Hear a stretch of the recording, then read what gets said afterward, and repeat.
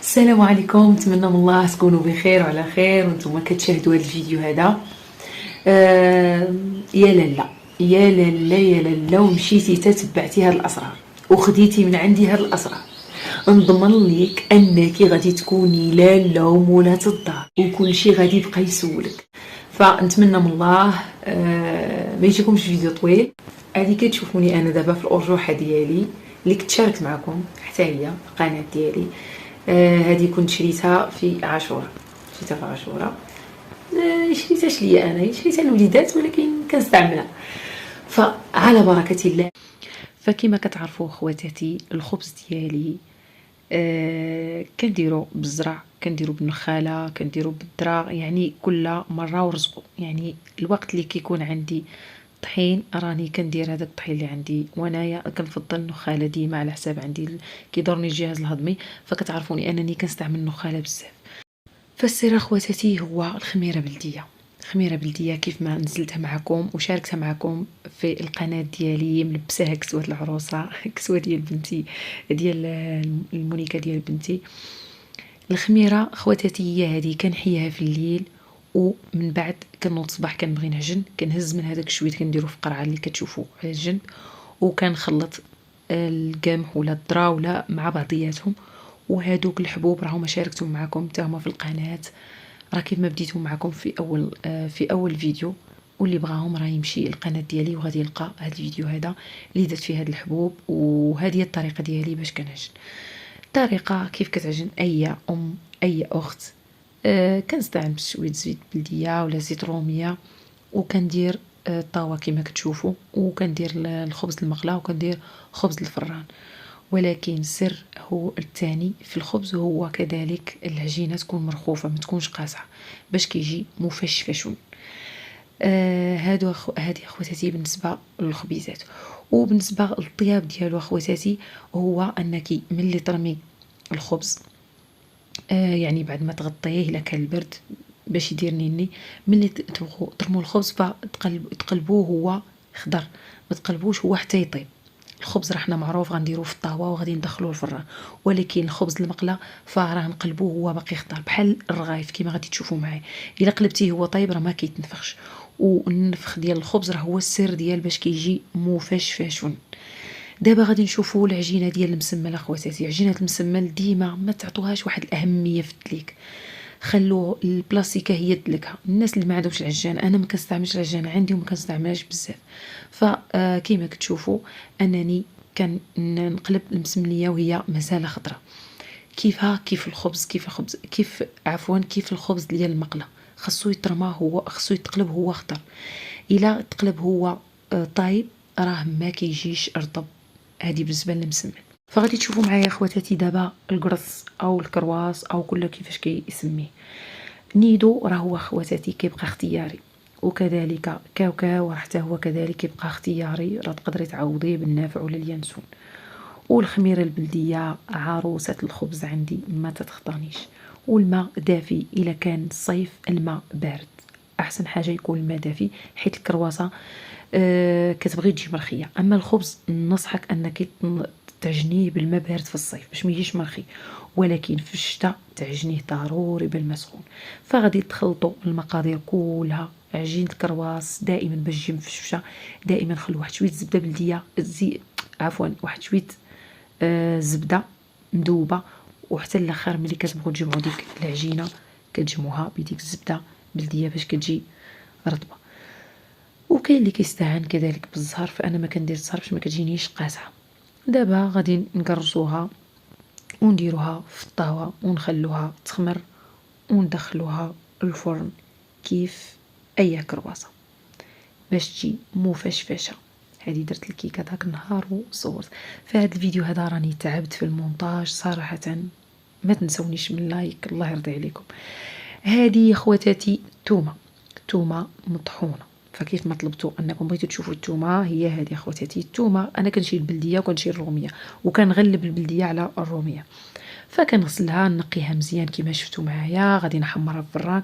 ما ديروش الضحكه اللي درت انا، حمرتها بزاف حتى جا لون بني. هو ما خصوش يجي هذا اللون هذا، ولكن ماشي مشكل، غير شويه كيمشي لها الجهد ديالها. فننصحكم انكم ما تحمروهاش بحالي. هذه هي التومه خواتاتي ساهله. يا اما تستعملوا الفرن يا اما تبقاو تستعملوا غير الشمش، ولكن الشمس كتاخذ واحد المده اطول.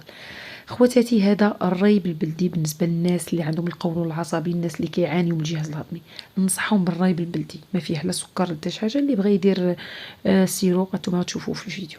فالحليب عادي ديال البقر كتشريه، الحليب سونطرال ولا الحليب بالانواع الاخرى لا داعي لذكر اسمائها، بلا ما تستعملوا هذاك اصلا راه غير غبره. اصلا هذاك راه غير مغشوش باش نكونوا واقعيين. يعني تقول لي اختي ملي غنجيبو راه كاينين الناس اللي كيبيعوا الحليب غير قلب تصيب. فكما كتشوفوا اخواتاتي غادي نخليه، فلا كان الصيف راه كيوجد غير على نهار، لا كان الشتا كيقدر يوجد على 3 ايام، وكنغطيه وندير ليه نيني. الطريقه الثانيه اخوتي واخواتاتي هو ان هاد الزلافه وهاد السحله ما نحاولوش نغسلوها يوميا، تغسل مره ومره لا. علاش؟ باش هذيك البقايا ديال الريب كتبقى فيها وهي كتفاعل مع الحليب الجديد وكتولي على شكل خميره، يعني كيولي ميكروب نافع. يعني حنا كنعرفوا ان الخميره راه هي اصلا ميكروب نافع، وكيولي داك الريب كيتوجد لينا دغيا، او بالاخص هذا الوقت هذا ديال الشتاء اللي ما كيوجدش لينا الريب دغيا. فهاد الخميره هذه حاولوا تبقاو حافظين بها، ولكن ماشي ما يتغسلش نهار ونهار لا. فالسر ديال الفقاس اخواتاتي كما كتعرفوا اننا خصنا نوضعوه على فران بارد، ما نوضعوش على فران سخون باش ما يتشققش لينا، وما نطيبوش من تحت، كنطيبوه من الفوق على شكل بحال شكل كيكه، يعني كنطفوا عليه الفوق وكنوضعوه هو الفوق وكيطيب غير من التحت.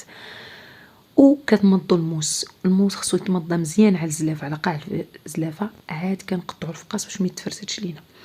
فاخواتاتي الحرشه كما شفتوا المقادير، الا بغيتوهم بامكانكم توقفوا الفيديو باش تشوفوا المقادير. انا كنعطيكم دابا غير الاسرار.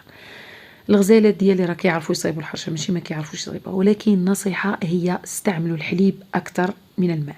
الا كان الماء ماشي مشكل، ولكن الا كان الحليب حسن، ولا اللبن، ولا بسبستوها حسن في الليل احسن، او لا بسبس الكتوف زرباني على الاقل بسبسوها 1 ساعه. راه كيما شفتوا انني بسبستها بالخميره وكل شيء، وضعتها وغطيتها بالطبسيل غي كنت مزربه الفيديو صافي. ودابا غادي تشوفوا معايا اخواتاتي السر علاش ديك الحرشه كطيح لكم وكتهرس لكم. هاد الفكره هذه نتحداكم تلقاوها في اليوتيوب، لانني صراحه قلبت تعيت ما لقيتهاش. هذه طاحت عليا بحال شي حشره، دمغتني على راسي. فكره طاحت عليا طاحت عليا على راسي. كتعرفوني انا دغيا كيطيحوا عليا الافكار. فاخواتاتي كما شفتوا انكم الا كانت عندكم واحد القلابه ديال الحديد ديال الخبز، اي حد كاع عندها القلابه ديال الخبز هذه ديال الحديد، تحطوا على هذيك اللوحه كذلك وتقلبوها عادي، لا من شاف ولا من ديري هكا باش كتقلب وهي خضراء، وهكا باش كتقلب وهي طيبه. فالسر اخواتاتي كما شفتوا ديال المملحات هو هذا: اليازير والزعتر وورقه موسى، تجمعوهم وتشمشوهم، هما السر ديال هاد المملحات. الا كنتي عارضه على حبابك وبغيتي تهلاي فيهم، فالسر هو هذا اللي كيف ما شفتوا في الفيديو. تحتفظي بهم قريعه وتخليهم عندك فيما تكوني دايره المملحات، تخليهم عندك. خواتاتي السر ديال الاملو كيف قلت لكم، راه كاين اللي كان عندك كركاع لوز كاوكاو اللي عندك كطحنيه ما خواتاتي وكتضيفي لهم العسل، ولكن السر اللي كيخليه كيجي املو اصيلي بحال دايره زيت الارغان هو اخواتاتي ضيفوا الزنجلان تحمروه وتضيفوه. فهاد المقادير الاملو هذا اذا بغيتوا كذلك توجدوا وتصايبوا به هاد القريشلات الصغار، والمقادير راني مخليهم لكم تاني في واحد فيديو تاعهم نزلته. املو تا هو تقدروا تستعملوه، كيجي مع الزيت بلديه وكيجي داك القريشلات ديالو كيجيو هشاشين، ومن بعد كتستعملوهم في عاشوراء وكتستعملوهم هكا في شي مناسبه ديال شي عقيقه ولا شي حاجه. والله يكمل بخير على كل واحد، واللي كيتمنى شي حاجه يا ربي يحققها ليه. المهم خواتاتي الكوكيز انا كنستعمل نص ديالو مطحون ونص حبوب. فاخواتاتي هاد الاكله هذه ديال البطاطا هي غنيه على التعريف، ولكن باش تجيك هشيشه ورطبه خاصك تضيفي واحد المعلقه ديال المايزينا ومعلقه ديال الخميره ديال الحلوى باش كتجي رطبه وكتجي هشيشه، وكتصبر كذلك الا درتيها حتى في الثلاجه وتبقى حتى الصباح. فاخواتاتي الرفيسه كيف شاركتها معكم في القناه ديالي، غادي نعاود نعطيكم سر من الاسرار ديالها، هو ان كل واحد كيفاش كيستعمل مربع، كاين اللي كيستعمل دائري، ولكن هذه كيبقى على حسب كل اخت. السر هو انكم اخواتاتي ملي تسالوا تقطعوا حاولوا تعاودوا تبخروا على الكسكاس ولا البرمه ولا اللي عندكم، باش كتحاولوا تحيدوا تخلصوا من داك الزيت، وكذلك ما تسقيوش الرفيسه وهي سخونه حتى تبرد. والكسكسو بعكس الكسكسو كيتسقى هو سخون، يعني كي كتحطيه في القصريه كيخصك تسقيه. علاش؟ باش كيجي معلك وكيجي رطب، لانك الا مشيتي تسقيتيه هو بارد فراه ما كيجي حبه كتفرق على خوتها. عكس الرفيسه خواتاتي ديما ملي بغيتو تسقيوها بالبلول ديالها خاصها تكون بارده 100%، لان الا ما كانت بارده غادي تعجن معكم. فاخواتاتي الكيكه كيما كتعرفوا الكيكه ديالي الشهيره انا كنديرها غير بالنخاله ولا بالقمح، ما كنديرهاش بالدقيق. ولكن اخواتاتي السر هو معلقه الخل في الاخر، وتطربوا البيض مزيان حتى يطلع. والبيض ملي تطربوه مزيان تتاكدوا انكم ولا كيكتب لكم شي شكل عشوائي، المهم اي شكل. والزيت ضيفوه اخواتاتي مره ما تضيفوش دفعه واحده. وعندكم تبعوا في الاسرار وتنساو حضيان على الفران، خاصكم تحضيو الفران لا تعود توقع لكم شي كارثه بحال كي وقعت لي انا. فانا شاركت معكم هذه الكيكه هذه اللي شعلت فيها العافيه غير باش نضحك معكم اخواتاتي. والسلام عليكم، ونشوفكم في فيديو اخر ان شاء الله. مع السلامه.